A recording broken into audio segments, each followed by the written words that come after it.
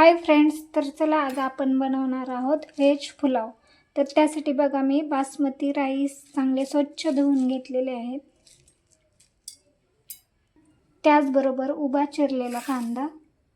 तर सर्व साहित्य बघून घेऊया। कढीपत्ता, शेवग्याची शेंग, पनीर, चिरलेला बटाटा, टोमॅटो, कोथिंबीर आणि लसूण हे बारीक करून घेतलेले आहे। तर बघा कढईमध्ये 2 ते 3 चमचे तेल ओतलेलं आहे। तर त्याच्यामध्ये आपण जिरे मोहरी टाकून घेऊया। त्यानंतर चिरलेला कांदा आपण मस्त तेलामध्ये फ्राय करून घेऊया। कांदा फ्राय होईपर्यंत आपण लसूण आणि कोथिंबीर बारीक केलेलं टाकून घेऊया। त्यानंतर कढीपत्ता आणि कोथिंबीर,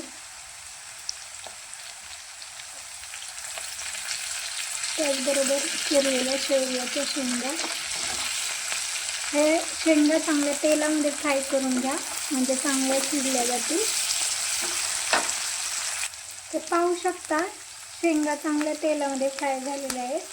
तर या तेलामध्ये आपण टोमॅटो फ्राय करून घेऊया। त्याचबरोबर पनीरही फ्राय करून घेऊया।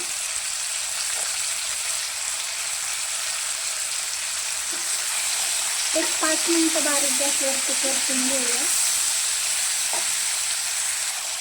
त्यानंतर राहिलेला बटाटा,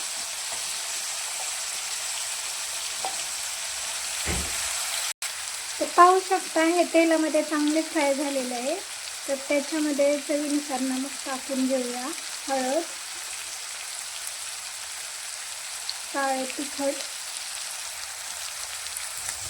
थोडासा पुलाव मसाला टाकून घेऊया आणि हे चांगलं मिक्स करून घेऊया।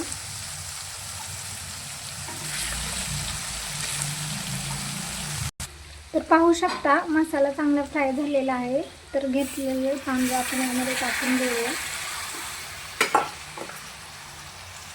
तर पाहू शकता तांदूळ ह्याच्यामध्ये चांगले मिक्स करून घेतलेले आहे। तर याच्यामध्ये आपल्याला गरमच पाणी ओतायचं आहे।